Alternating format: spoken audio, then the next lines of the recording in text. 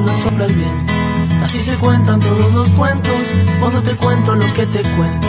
A mis palabras las sopla el viento. Viajan las alas, van trasnochadas, de tanto escuchar las voces que cada noche bajo los cielos, lunas y grillos les sopla el viento.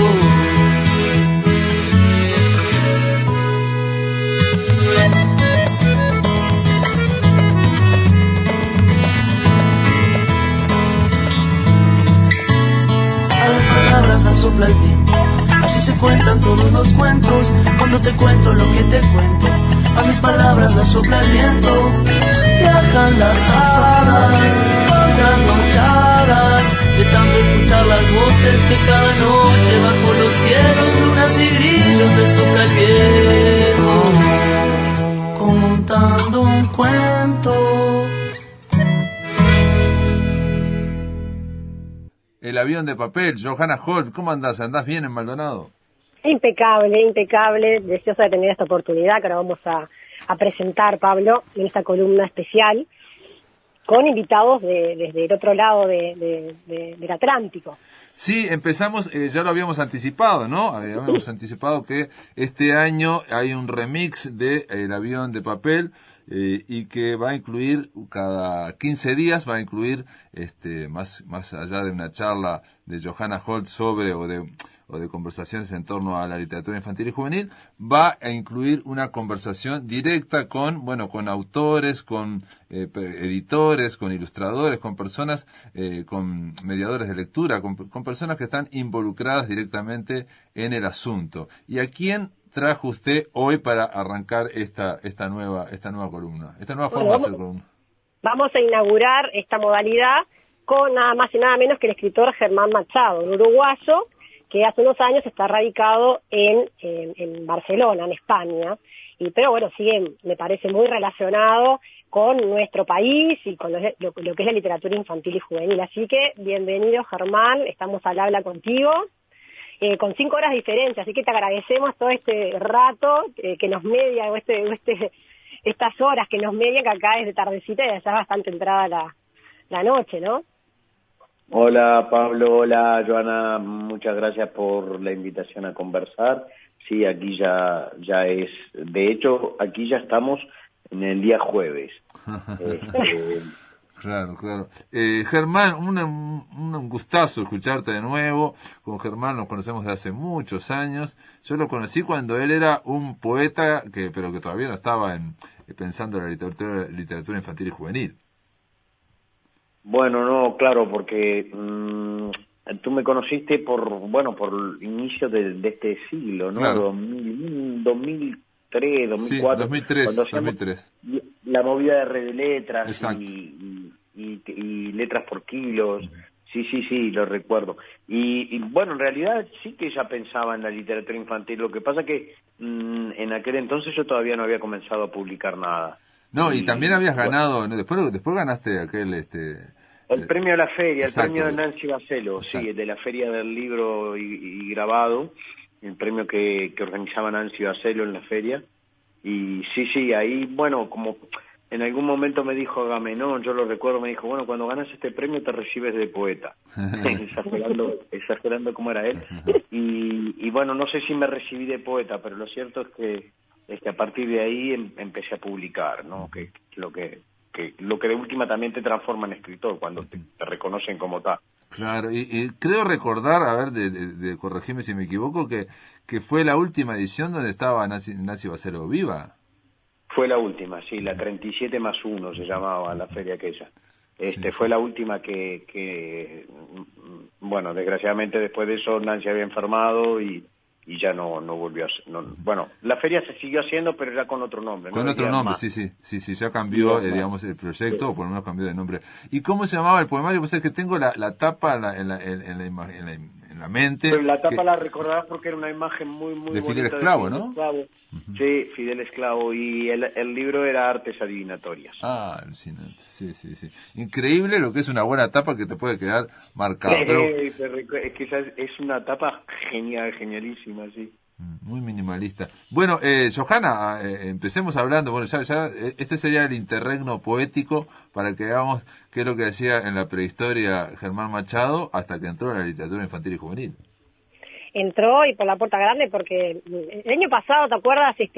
También Pablo, tuvimos una columna dedicada a la poesía nacional que compartimos textos de Elsa Lira Gayero y de Germán Machado. Más que nada en Ver Llover, con un libro que podemos encontrar en la Biblioteca Ceibal, o sea, para el alcance de todas las escuelas y niños y jóvenes de nuestro país. Y por ahí yo también lo empecé a conocer desde ese hilo y me encontré con un mundo riquísimo, que ahora tengo un montón de preguntas, si nos da el tiempo de ir haciéndole a Germán, para ir conociendo me parece su amplio espectro de trabajo, ¿no? Porque es escritor, librero, gestor cultural, ha escrito para niños, para adultos también, y en diferentes géneros, y en nuestro país, o sea, tiene una trayectoria muy amplia que me parece que hay que darla a conocer aún más en nuestro país. Ya, bueno, no, yo estoy conforme con cómo me han tratado en todos lados, por suerte, y siempre también agradezco cuando se le da difusión a mis libros, pero sí que es cierto que el hecho de haber salido también de Uruguay, de haber cruzado el charco primero a Argentina, y todo eso le dio mucha difusión a la obra, sí. Quizás más que en nuestro país, Germán, ¿te sentiste que pudiste escribir más libros? Porque de cierta altura empezaste a publicar más libros para niños, me parece, ¿no? ¿O cuándo te dedicaste más al público infantil? ¿Sucedió en España eso?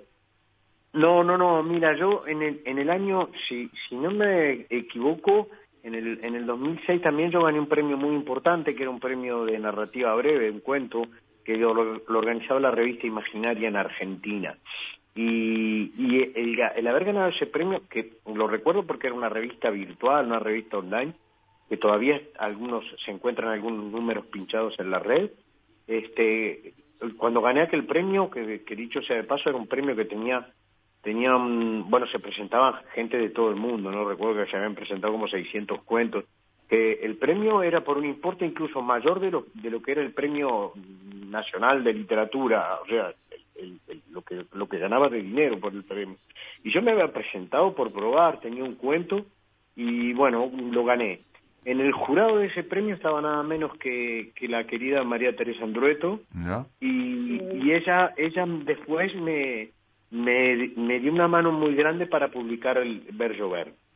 Una mano en el sentido de que me sugirió editoriales a dónde ir, de alguna manera recomendó un libro también, y eso me permitió publicar un libro que en Uruguay hubiera sido imposible publicarlo, que es Ver Llover, y que en Argentina no fue fácil tampoco, porque yo recuerdo que Ivanch, que es un ilustrador argentino, él me dijo, un libro de 64 páginas tendrás serias dificultades para publicarlo. Y sin embargo, mira, en Argentina se pudo publicar. Y eso después sí que a partir de ahí ya tuve un poco más fácil en las cosas. Pero tampoco te pienses que es fácil publicar. Incluso al día de hoy, aquí, siempre publicar es difícil. Hay mucha oferta de libros, hay mucha circulación de libros y no es fácil. Claro, y tú estás también desde el rol de librero con tu librería El Petit Tresor, y me parece que desde ahí también te ubicas dentro de una posición de recomendaciones, estar en muchísimo contacto, ¿no? con todas las publicaciones y con todo lo que se produce para literatura infantil y juvenil, ¿no? Bueno, creo que de alguna manera ahora, claro, yo puedo decir que estoy en una situación privilegiada en cuanto a que, aunque por mis manos y mes a mes, pasa un poco lo que se publica en todo el mundo, porque España tiene una peculiaridad que es la de que compra muchos derechos de libros en el exterior, o sea, se publica en España muchas cosas que son traducciones, ¿no? Claro. Y eso, si tú vas a Londres, por ejemplo, a Inglaterra, los ingleses publican los libros de los ingleses y es muy poco lo que se traduce. En cambio aquí se traduce mucho y además hay mucha producción española.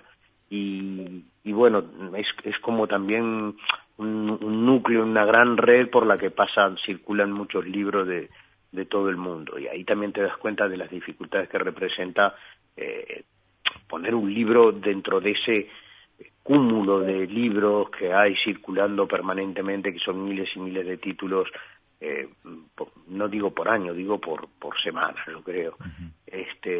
Y bueno, sí que es difícil. Pero ahora, bueno, yo estoy conforme en el sentido de que puedo seguir trabajando, me estoy dedicando mucho a la promoción de la lectura, que también me agrada mucho, y además, bueno, voy publicando lo que de tanto en tanto considero que es valioso y que merece la pena intentar de publicarse, o que a mí me agrada publicar, lo estoy logrando publicar. Germán, entonces, a ver si te entendí bien. Por un lado tenés la librería, ahí en Girona, ¿no? ¿Es en Girona que No, vivís? yo exactamente estoy en Vic. Vic es una ciudad que está a 60 kilómetros de Barcelona, Ajá. dentro de la provincia de Barcelona. Okay. Vale, pero yo estoy en Vic. Vic es una ciudad muy catalana, en el sentido de que aquí la lengua se habla mucho el catalán, y la lengua prioritaria, al menos a un nivel cultural elevado, es el catalán, ¿no? O sea, quienes luego sí, lo que pasa es que también hay un cúmulo de inmigración, población de distintas partes del mundo, es una zona bastante rica dentro de Cataluña, y eso hace que haya mucha gente que viene a trabajar a esta zona, ¿no? Sobre todo en la industria cárnica. ¿Y vos bueno, hablas en catalán? Sí, tengo que hablar, necesariamente tengo que hablar en catalán. Tú piensas que en mi librería, de los libros que yo vendo, cerca del 90% son en catalán, así que si no hablara en catalán, la gente no creería en mis recomendaciones, supongo. Claro. ¿Y tenés una editorial también? Perdón, lo último. ¿Tenés una editorial? No, editorial yo no tengo, no. Está, perfecto. Entonces cuando decís publico, te referís a tus libros, de tratar de publicar. Claro, tus libros.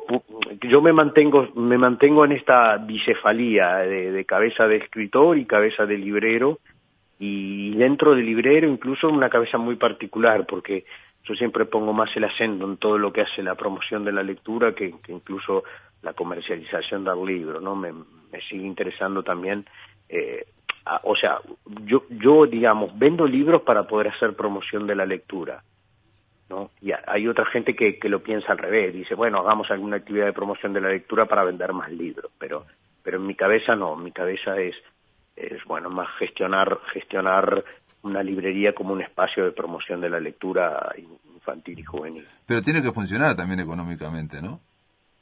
Que si no funcionara, no se estaría trabajando en otra cosa. De momento, por suerte me estoy dedicando a esto y puedo vivir de esto también. Impresionante.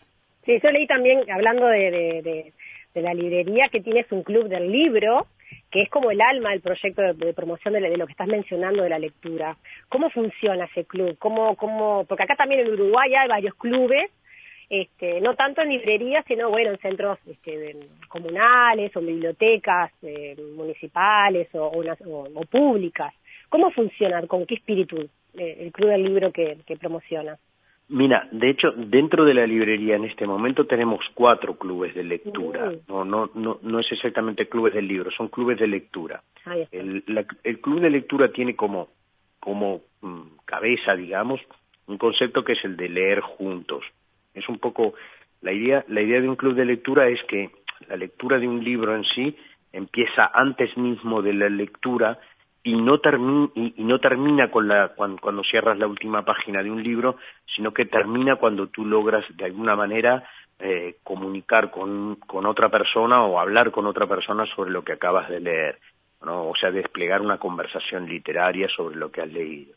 Y entonces la lectura tiene 3 momentos, que son la selección del libro a leer, el momento de la lectura más individual y luego la conversación literaria sobre lo leído. Y los clubes de lectura lo que hacen es pivotear en ese proceso de los 3 momentos de la lectura, ¿no? Y estamos trabajando con niños que van leyendo, se llevan una vez al mes un libro a su casa, lo leen en casa, y luego vienen a la librería, y en el espacio que tenemos para hacer estas conversaciones literarias ellos despliegan sus lecturas, digamos, en conjunto. Perfecto, muy interesante. Si aparte hasta el ambiente físico, he visto fotos, en las redes, y hasta el ambiente físico invita, ¿no?, a estar cómodos y todo, y disfrutar ese momento, por lo que vi. Muy bien. Y también hablando de esto, que retomando una de las cosas que dijiste anteriormente, el tema del idioma, que veo que también tus libros están en catalán y en español, o los traduces o escribes directamente lo que es el catalán, porque vendría a ser la lengua materna, ¿no?, la lengua que incluso se enseña en las escuelas, ¿no? Es bastante fuerte la enseñanza en catalán ¿no? Bueno, en la zona en la que estoy yo sí que es muy fuerte, y de hecho la escuela en Cataluña tiene, si bien ahora hay dificultades y hay algunos problemas políticos con todo este tema, la escuela en Cataluña es lo que se llama el catalán es la lengua vehicular, o sea, en las escuelas catalanas se enseña en catalán a todo el mundo. Esa es un poco la idea. Lo que pasa es que eso ha generado, bueno, con todos los problemas que hubo en el año 2017, al día de hoy incluso hay dificultades y está generando algunos problemas políticos. Pero de momento la lengua vehicular de educación sigue siendo el catalán en Cataluña. Y sí que la lectura y todo hace que haya un mercado del libro en catalán. Yo he hecho algunos números y digo, catalano parlantes así son cerca de unos 3 millones. Y eso, bueno, claro, como hay sí, más o menos, y como hay un nivel adquisitivo bastante alto, y hay una industria editorial muy importante en todo lo que es Cataluña, eso hace que cuando se imprime un libro, se imprime en 2, 3, 4, y algunas editoriales están publicando en las 4 lenguas de la península ibérica, ¿no? O sea, están publicando una editorial como Calandraca, por ejemplo, te hace libros en gallego, en catalán, en castellano y en éuscara, sí. En éuscara. Claro. ¿Y tú cuando escribes originalmente, cómo yo escribo en castellano? Escribir me cuesta mucho porque hablar el catalán, entenderlo es muy fácil, o se entiende rápidamente con mucha facilidad. Hablarlo es un poco más difícil y escribirlo es más difícil todavía, porque bueno, no se escribe con la sonoridad de la lengua. Y yo no me he puesto a escribir en catalán, a pesar de estos 7 años que estoy. Pero traducís. Pasa que yo vivía en Mallorca y tampoco lo traduzco yo. En general las editoriales cuando publican contratan un traductor profesional. Claro. Sí, eso que decís vos, por lo menos yo lo viví así, de que es muy fácil entender o relativamente fácil adaptar el oído al catalán. Bueno, yo vivía en Mallorca, pero el paso para hablar no es tan fácil, sobre todo sabiendo que las otras personas también dominan el español, el castellano, digamos, ¿no? Entonces, no sé, a mí me costó, nunca lo pude dar. Y el paso de la escritura es otro paso mucho más difícil, porque aquel que ha estudiado catalán sabe que, bueno, que es una lengua tan compleja o igual de compleja que el castellano, digamos, ¿no? O sea, quizás es más compleja porque tiene, nosotros tenemos 5 vocales y ellos tienen como 6 o 7 o 8. Bueno, sonoridades, sí, pero son como lenguas romances, sí. Yo creo que con el tiempo también te vas acostumbrando, pero es muy cercana al francés en algunas cosas. Sí. Es una cosa que está ahí entre castellano, pero digo, tiene esa cuestión de, por ejemplo, que nosotros tenemos 5 vocales y ellos tienen 2 tipos de A, 3 tipos de E, en fin, hay distintos. Sí, yo te soy sincero, yo que nunca tuve muy buen oído en general, musical ni nada, lo pronuncio horriblemente y a veces cuando voy a las escuelas y hablo en catalán, los niños se dan cuenta que no es no es nativo. No, sí, rápidamente ya se dan cuenta de que es un catalán. Yo siempre digo, mi catalán es un catalán uruguayizado. Claro, perfecto.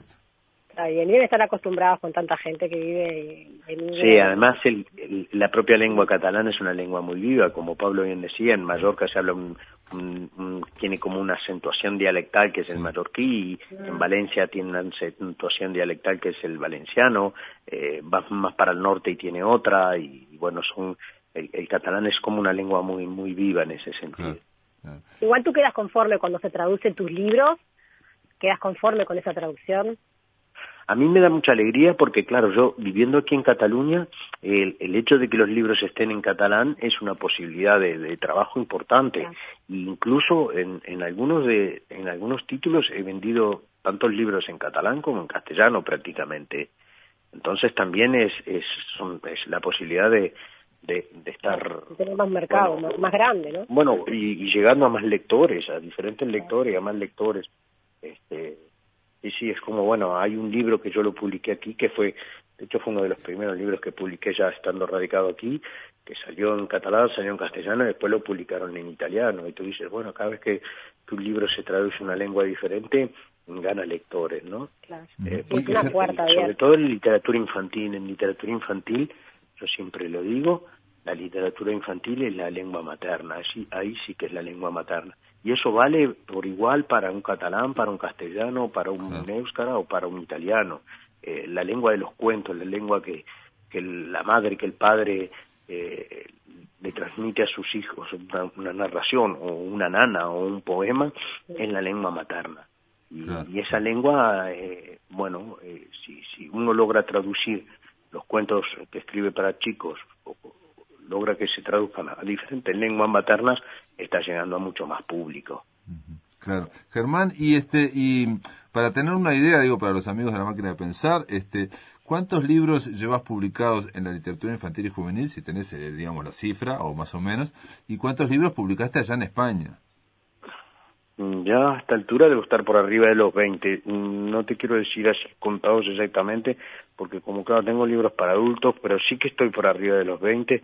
Y en España, desde que estoy viviendo aquí en Cataluña, unos 10 ya, ¿no? Sí, más o menos unos 10 libros, sí.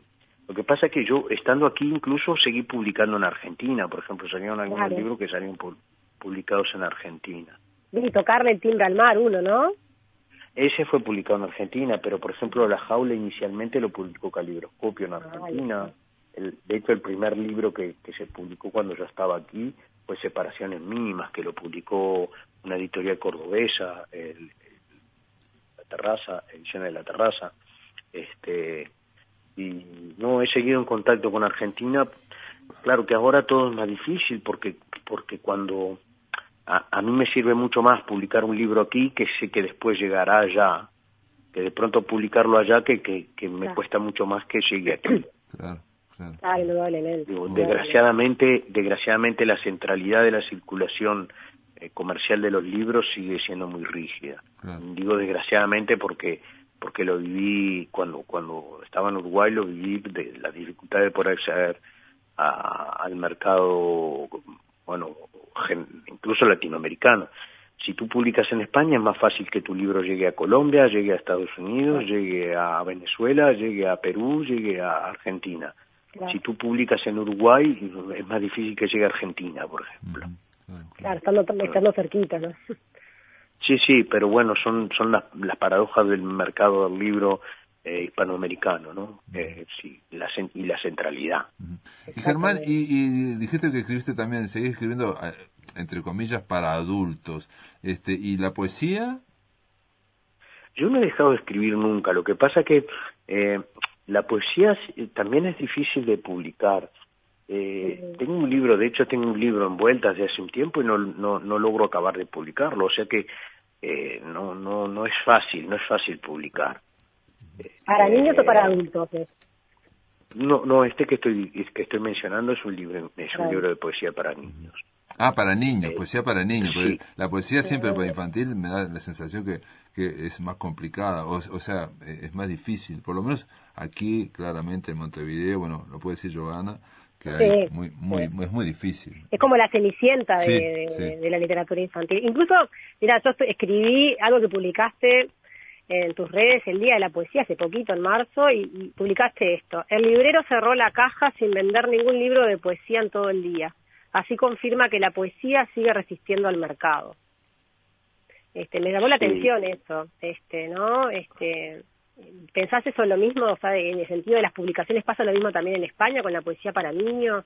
Que tiene poca publicación, poca difusión, como que también un poco uno va como adulto más a seleccionar libros de narrativa para niños que de poesía. Hasta el adulto, ¿no? Va y regala o lee más narrativa que poesía.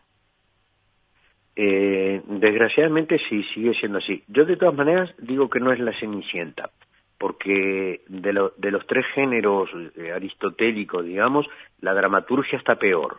Sí, eso es verdad. No nos acordamos, pero es verdad. Entonces, sí. Yo diría que la Cenicienta es la dramaturgia.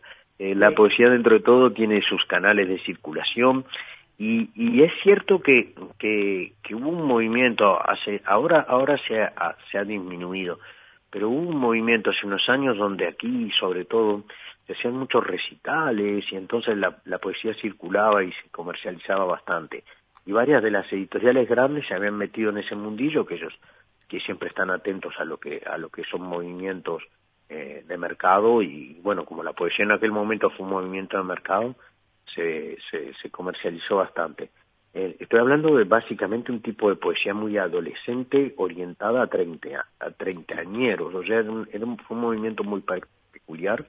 Ahora yo creo que ha menguado mucho, pero la poesía sí que siempre ha sido un género que rehúye al mercado, ¿no? En ese sentido yo lo decía también porque aparte me llama mucho la curiosidad cómo llegan esas fechas que se celebra el Día Internacional de la Poesía y todo el mundo cuelga en las redes poemas y poesía y saluda y todo, y luego a la hora de ir a comprar un libro de poesía, pues es más difícil. Y terminamos leyendo poesía los que escribimos poesía, una cosa así. Por suerte la poesía infantil juega un poco distinto, porque como en las escuelas hay una costumbre de que los niños deben de acceder a la poesía, se hace un trabajo de difusión de la poesía en las escuelas. Lo que no sé si es del todo bueno para la poesía, pero bueno, es cierto que está más presente entre la infancia y la escuela. Nosotros, de hecho, el mes que viene, por ejemplo, en nuestros clubes de lectura tomamos la decisión de que todos los clubes, los 3 infantiles que tenemos en la librería, leerán un libro de poesía. Y bueno, a veces, como una experiencia. En general, cuando les decimos, este mes tendrán un libro de poemas, los niños dicen, poesía, no, y se asustan un poco. Pero estaremos intentando de vencer esos prejuicios. Y decime, y vos escribís la parte de narrativa para digamos, para adultos, entre comillas. Ahora últimamente no estoy haciendo prácticamente nada. Lo que escribo, para empezar, ¿Pero publicaste? La librería, publiqué en Uruguay. Yo sí que publiqué es un libro de cuentos que se llama El Devorador de Paisajes, lo publicó la editorial Hum. Y ahora está en la biblioteca Ceibal, entró en la biblioteca Ceibal. Y está en la biblioteca Ceibal, para mi gran alegría fue seleccionado este año y está en la biblioteca Ceibal, sí. Lo vi, sí, que tenés 3 ahí, que eso tiene un acceso muy amplio.